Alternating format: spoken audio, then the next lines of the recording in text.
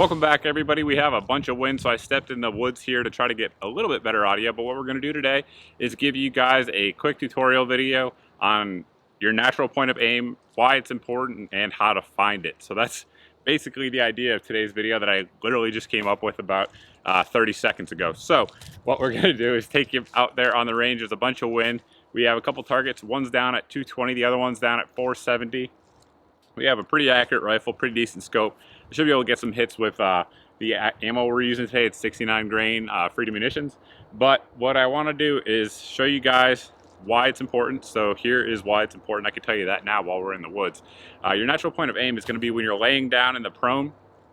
Basically, the point where your rifle is, without you giving any muscle movement and input into the rifle, where it naturally lies when you open your eyes. So if you close your eyes, take a deep breath out, open your eyes, you will see where that reticle is. That's your natural point of aim, and you want to be there because the least amount of muscle movement that you could put into the rifle, the better. Now, we're also going to cover sort of moving, because these targets are pretty far apart in terms of left to right, so we'll show you that as well. But anyway, we'll step out there and kind of show you guys what I'm talking about. So before we can get into natural point of aim, I suppose we have to get into how to shoot from the prone. So there's a couple different schools of thought. One from like the 80s where you blade off to the side.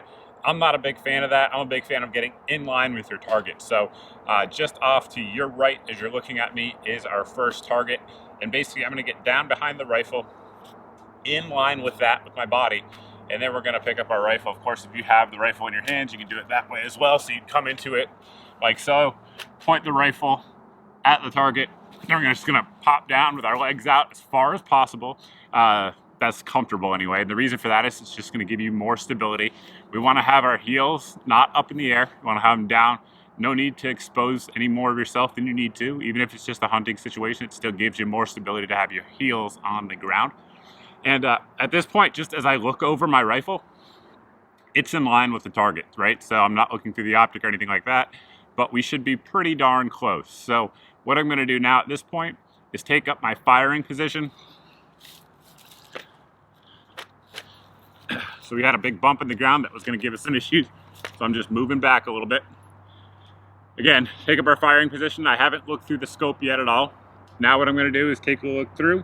I'm pretty darn close, but I'm actually a little bit off to the left. So what I need to do in that case to move my natural point of aim is just shift my hips a little bit to the left, and then that will move by orientation my natural point of aim to the right. So I'm gonna close my eyes. You guys probably can't see it, huh? Because I have sunglasses on. So I'm gonna close my eyes, get down in the firing position, and then just open my eyes. Right there, I'm high. I'm just above the target, but right in line with it. So it's very, very close to my natural point of aim being on the target. So we're gonna stop the camera. I'll start the other camera, and we'll take a few shots and let you guys see what this looks like. I moved the camera offline just a little bit because I don't want the muzzle blast going directly in the mic. That would probably sound bad. It might sound bad anyway. But again, as I just got back down behind the rifle, I'm looking over my rifle. We are very close to being oriented directly at the 220-yard target away from me, okay? So take up our firing position. Again, heels down, legs out, nice and stable. Pull that rifle into the shoulder pocket there. Get your nice natural cheek weld.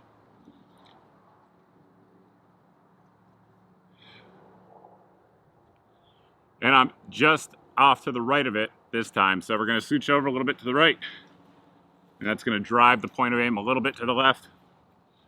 Now again, I'm gonna close my eyes, take a deep breath, get in the firing position, exhale, and open my eyes and see where the reticle's at. We're pretty much on. So of course the same thing holds true for iron sights. There's no difference there, we're just using an optic. But anyway, so now we're gonna engage this target a few times. Then we're gonna transition to the left and get into the next point I wanted to bring up.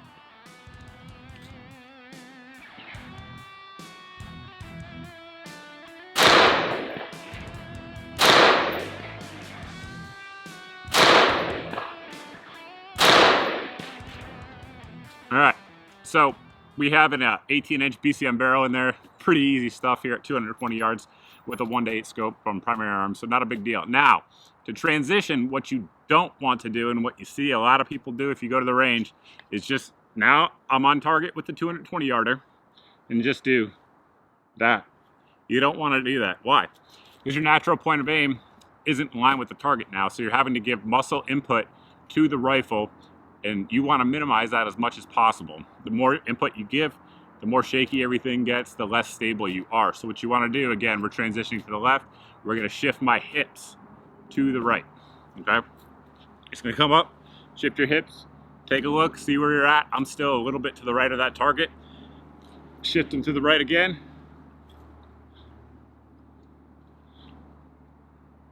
Check our natural point of aim, and we're right about on. So at this point, we're going to engage. But the shifting of the hips is what allows you to shift your natural point of aim, right? So that really is key when you're transitioning between targets. Now, of course, this is time dependent, right? So if you're on a two-way range, you're probably going to get one shift to start firing rounds because you have to suppress the guy who's shooting at you, right?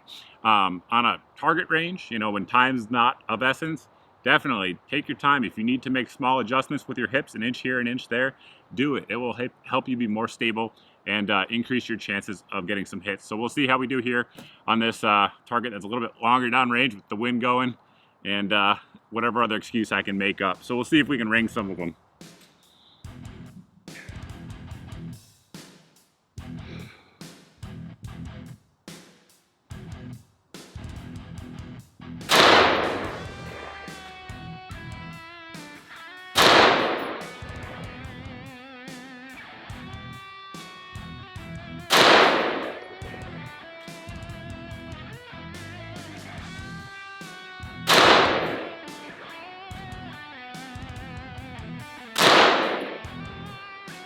All right, the wind actually died down there. I was only holding half a mil, so that worked out.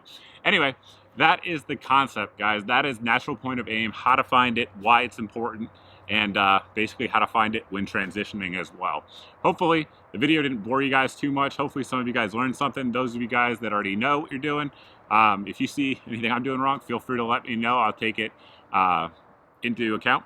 And I'm always learning too. You know, one thing that filming yourself, you see a lot. You see when you make mistakes, and hopefully we didn't make any here today. I think this should be a pretty good tutorial of how to increase your stability, and then your accuracy will follow. So that's pretty much it, guys. If you have any questions, post down below in the comments section. You can also post over at my Facebook page. That's generally speaking the best way to get in touch with me. I tend to see those messages over there. Plus, I post deals and all kinds of other cool stuff. So that's it, guys. Thanks for watching. Thanks for subscribing. We'll see you in the next video.